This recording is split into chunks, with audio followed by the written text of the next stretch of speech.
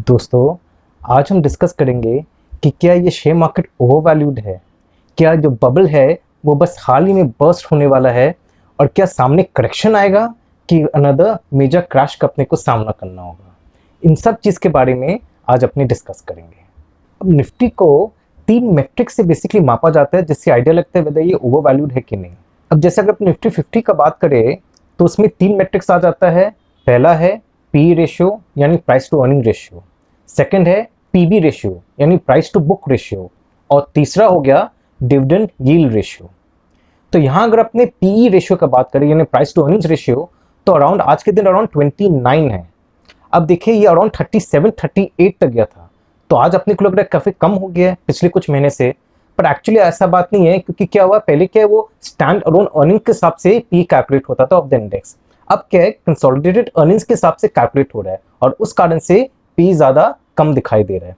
पर ऐसा बात नहीं है, अगर आप स्टैंड अलोन के हिसाब से देखें तो P still would be around 34-35 and that is definitely on the higher side, because आज तक पी इतना हाई कभी नहीं गया है। This is the highest the P has ever gone. In fact 2007 दिसंबर में भी P ratio was 26.55 before the crash of 2008।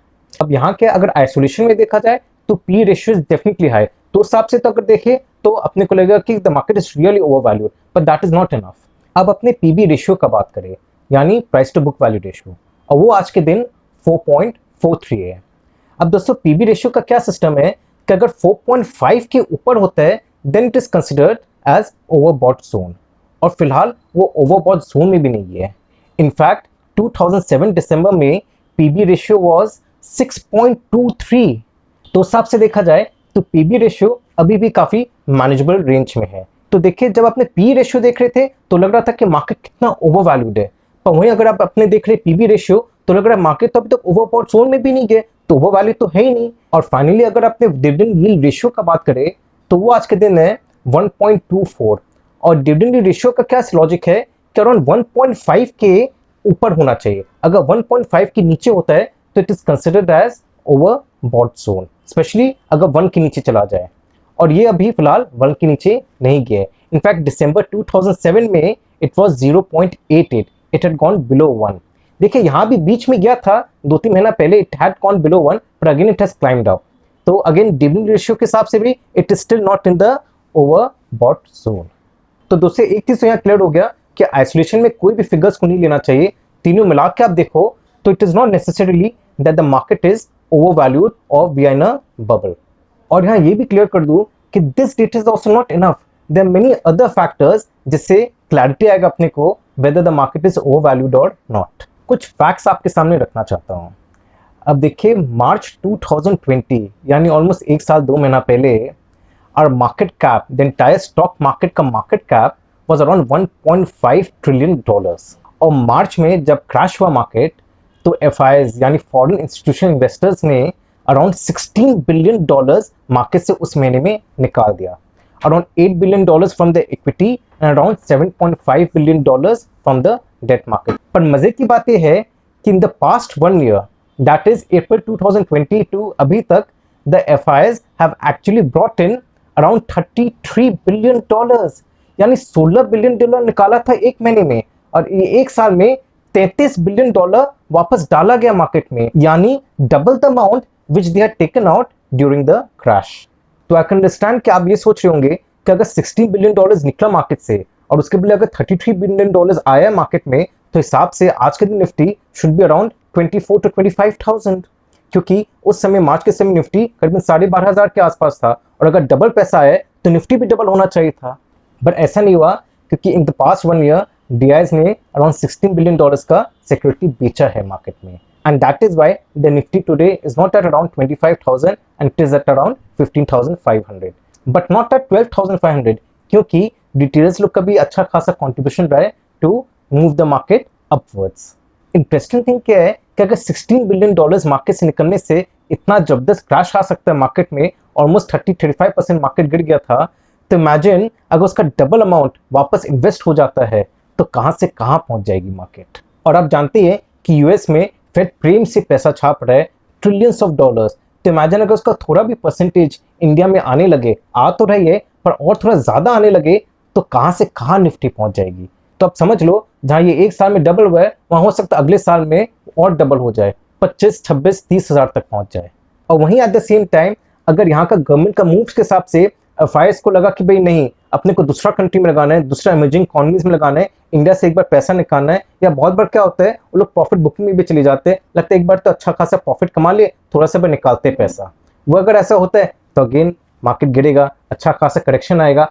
पर यहाँ मैं एक चीज बताना चाहूंगा कि जो मेजर क्रैश जो एक्सपेक्ट कर रहे थे लोग, उसका चांस अब आने का कम है, क्योंकि इतना पैसा छप चुका है, इतना लिक्विडिटी है मार्केट में, बोथ यूएस में और इंडिया में, कि अब देखिए लिक्विडिटी निकलने से ही मार्केट क्रैश करेगा। जहां market is devoid of liquidity वहां मार्केट क्रैश कर जाता है, जहां लिक्विडिटी बढ़ता मार्केट में वहां मार्केट ऊपर चढ़ जाता है। और फिलहाल लिक्विडिटी का कमी है ही नहीं मार्केट में, प्रेम सी लिक्विडिटी है, और ऐसा कोई इवेंट तो सामने दिख नहीं रहा है which will suck the liquidity out of the market. हाँ, अगर ये पैंडेमिक है, अगर वापस फैलने लगे अराउंड द वर्ल्ड और लोगों को लगा कि भाई वैक्सीन इतना कोई खास असर नहीं कर रहा है, and it starts really spreading like it was doing before, then again there's going to be a lot of uncertainty in the market and market might crash again, and that would be another big crash. but उसका chances again अब थोड़ा कम लग रहा है, क्योंकि vaccines निकल गए हैं और वैक्सीन इंप्रूव भी हो रहा है। हाँ, पर ठीक है, वैक्सीन का जो एफिकेसी रेट है दैट माइट नॉट बी 90-95%, अगर सपोज 70-75%, 80% भी है, दैट्स गुड इनफ। एटलीस्ट उतना बुरा हाल तो नहीं है जितना उस समय था। उस समय तो पता ही नहीं था कि क्या हाल होगा, whether the entire world का half the population would be wiped out or not, we were really not sure, मतलब everything was uncertain। पर अब we have come a long way from that, and now the feeling of uncertainty has gone down by great extent than the previous year। दोस्तों, क्या आपको पता है कि 45% of the trading turnover is actually done by the investors। अब अगर आज के दिन average trading volume is around 60,000 crores, यानी around 26,000 crores is actually done by you and me।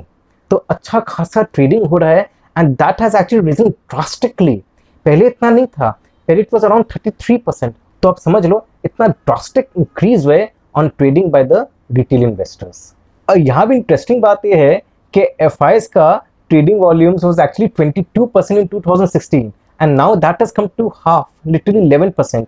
तो उन्होंने तो अपना कम कर दिया ट्रेडिंग, रिटेल इन्वेस्टर्स बढ़ा दिए। तो this is actually the story behind such volatility in the market which we are seeing lately.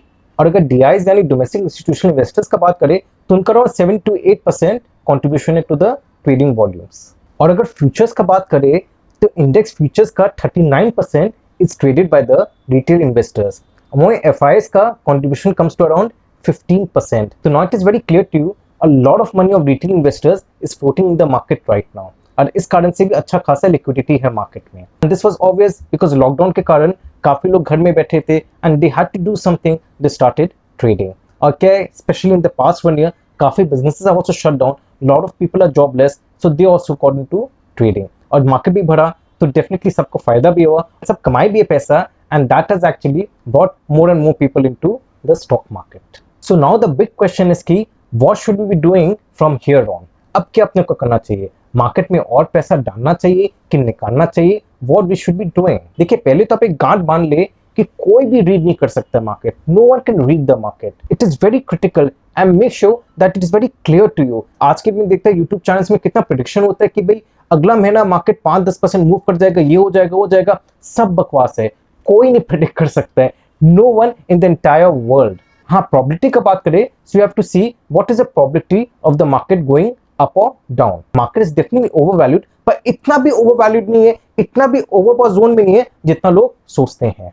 तो correction is definitely on the hands, correction possible है, हो सकता है 10 to 20% का करेक्शन आ जाए, बट दैट्स नॉट इंपॉर्टेंट। इसका ये मतलब नहीं कि आप मार्केट से पैसा निकाल लो। यहाँ मैं ये चीज भी क्लियर करना चाहता हूँ ताकि आप लोग नुकसान में नहीं हो। देखिए, बहुत से ऐसे लोग थे जब मार्च का फॉल में अपना पूरा स्टॉक खाली कर दो, उनको लगा कि भाई अब क्या पता 7,500 से 5,000 चला जाए इंडेक्स, इसके पहले खाली कर दो, और लोग सोचे कि बाद में घुस जाएंगे, पर बहुत लोग घुस ही नहीं पाए मार्केट में, they couldn't enter the market. और वहीं बहुत से लोग सोचे चलो 10,000 इंडेक्स आ गया, अब तो यहाँ से गिनना ही है, अब वहां से उन लोग अपना खाली कर दे, और अगेन वहां से मार्केट और ऊपर चढ़ गया।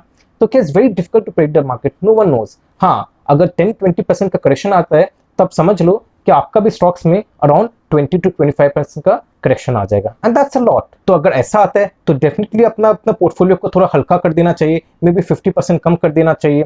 पर प्रॉब्लम ये है कि वो कब आएगा, that we don't know. It could come in the next month, it could come after 6 months, it could come after 1 year, it might come after 3-4 years also.